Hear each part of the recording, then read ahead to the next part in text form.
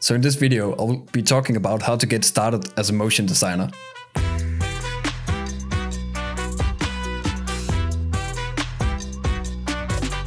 I got a couple of questions regarding this, like how do you get into the industry, or how do you get started with motion design, or more, I think some of the questions were regarding more how do you get into sort of the professional side of things.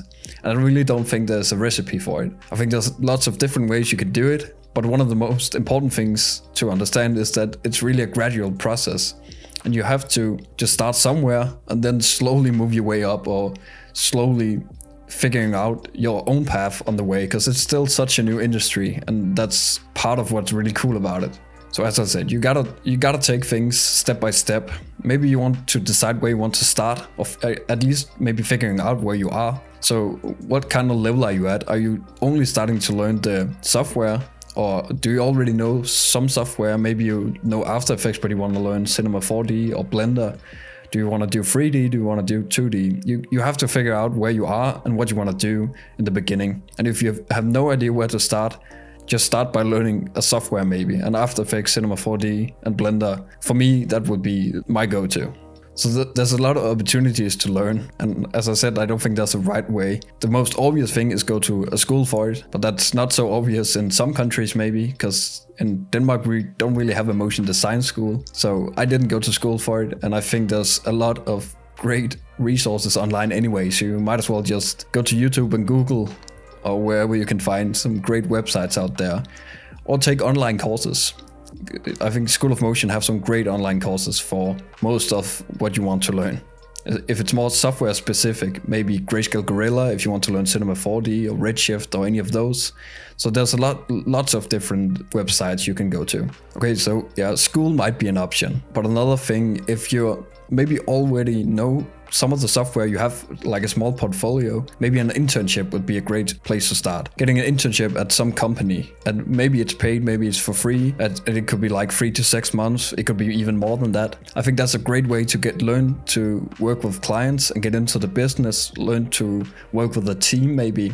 That's where you can really get some hands-on experience, but still like with some training wheels on. And you could probably look up internships, or maybe just write emails to different motion design studios, graphic design places, post-production houses, advertising agencies, marketing companies, broadcast networks, or anything in that sort of line of work. So as I said before, you have to know where you are or how far you are in the process of being a motion designer.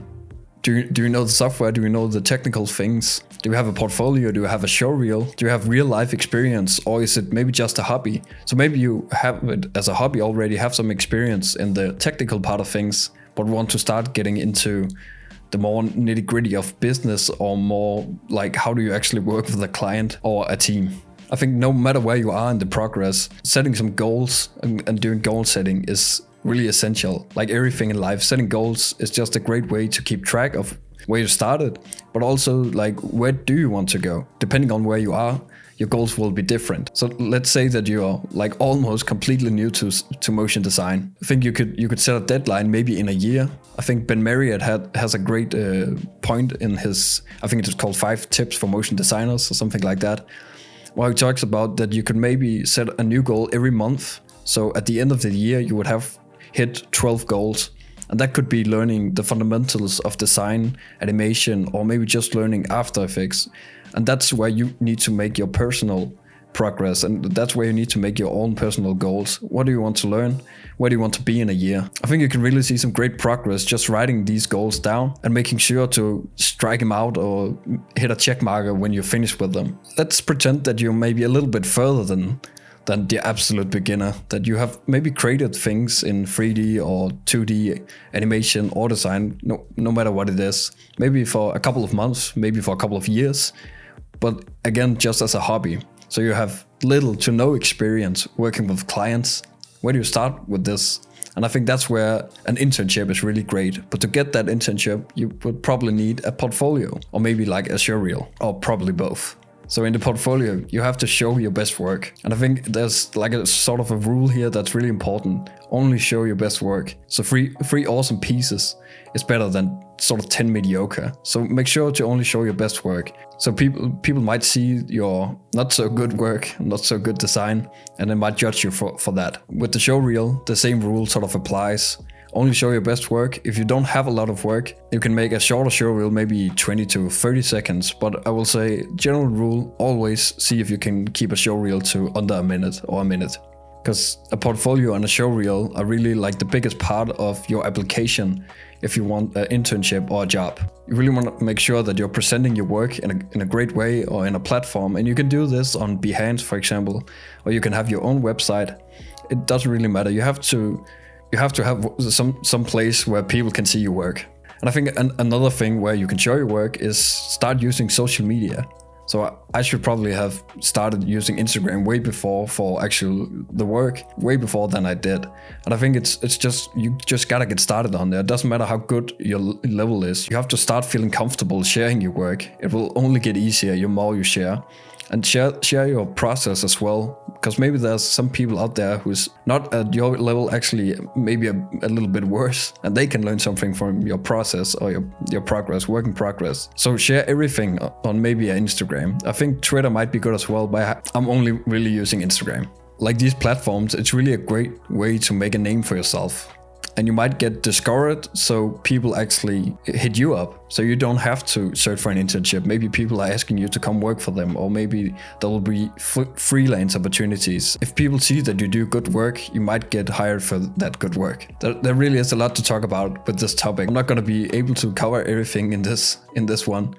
So I think I'm slowly gonna end it off here, but I'm gonna end it off with a list of things that you could maybe start doing. Because if you don't know where to go from the level you're at now, and wherever that might be, because maybe you already, we talked about, maybe you already know the design, you know some animation. So, but things that you could look into would, for example, be design principles, film principles, animation principles. So these are the sort of fundamentals of motion design. If you want to be in on the process of actually creating, getting really good at design, animation, and sort of the film side of things is really important. And I think storytelling is also a really important thing. And I think aside from this, you could go with business, communication, marketing, and branding. And there's probably even more that you could look into. This is sort of the top level of motion design. There really is a lot to learn about motion design. And I think that's why it's so fun being a part of this industry. Because you can go into all of these things. You don't really lose anything about learning, especially in these topics that I mentioned. There's a lot to go into and a lot of rabbit holes to go into. And you should go into some rabbit holes. You should just, if there's something you find exciting, you might as well go deeper and just try to see if there's something useful for you there or something fun to learn. It is really just about getting comfortable at different levels, no matter if it's design, animation, storytelling, or whatever it is. No matter what level you are at, getting comfortable at these different levels, it's really what it's about. Getting comfortable at a level in design or storytelling, and then moving on to animation, for example. You gotta just find your own path and start setting some goals for yourself. And then just figure out things as you go. And really important, use Google and use YouTube, because they actually do have a lot of answers for your questions. And the last thing, I've started a private Facebook group, so because I thought I might as well be able to answer some more of these questions, and then other people could see the answers. So seeing if we could start a community. So there will be a link in the description for that one. But thanks so much for watching. I hope this gives some sort of clarification or value for some of you. Bye bye.